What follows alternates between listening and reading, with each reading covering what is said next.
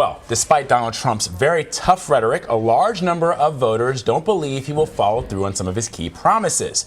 A new poll finds that 29% of voters think that Trump won't even be able to build that border wall between the United States and Mexico. And that same numbers say that he won't try to deport 11 million illegal immigrants. In our latest CBSN Originals, our Elaine Quijano spoke with Latino voters along the Texas border, and she found a small vocal group of them who strongly support Trump. Here's a preview.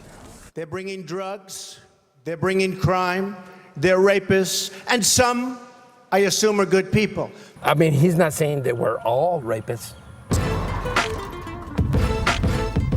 I'm a former chief of police on a border town. I'm Hispanic, proud to be Hispanic, and I'm 100% behind Donald Trump for his candidacy to the White House. My name is Miriam Cepeda. I am an American graduate student here at the University of Texas, Rio Grande Valley, and I wholeheartedly believe that Mr. Donald J. Trump will make America great again. My name is Frank Santos, and I was born in Tijuana, Mexico. I am voting for Donald Trump to be the next president of the United States. My whole life, I would ask my teacher what's the difference between a Republican and a Democrat, and the teacher's answer was always the same. It was, you know what, mijo, you're poor, you're Hispanic, you're a Democrat, and you know what, that's not true. Who the hell do you want as your president, right? You know, one of the main issues that this country, that we have had for so many years is what to do with the undocumented people that are already residing here in this country illegally. I have a Social Security card. You have a Social Security card. We're accounted. I have to pay IRS taxes when I'm due. I mean, and these people are not paying any of those. A lot of strategists realize that if the Republicans could get 30% of the Hispanic vote back in the 90s, that they could win statewide elections. The Latino vote is critical for Republican success, and it has to be about that 30% threshold. And Elaine is here with us now. Good morning. Good morning. Good to see you. So, Elaine, what struck you most from your reporting? Because a lot of people, you know, are going to say, this is unbelievable that there are Latinos who are supporting Donald Trump. Right. And, you know, we have to point out that this is a minority within a minority. And we're not saying that the numbers are any bigger. What we are saying is that there is a depth of feeling among this group of voters behind Donald Trump, and it's a very complex kind of set of circumstances. So Miriam, for instance, who we saw in the clip there, she's a young millennial. She knows people in her circle of friends and in her immediate family circle who are undocumented. And I said, well, how do you feel about the notion of deporting all of these illegal immigrants?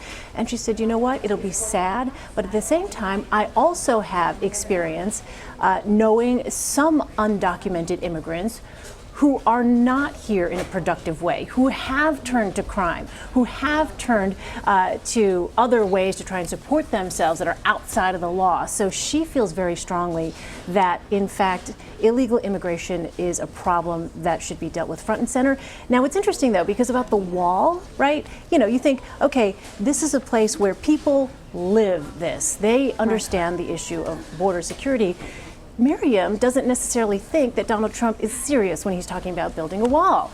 She thinks this is a negotiating starting point, that he is someone who's a businessman, who's used to give and take.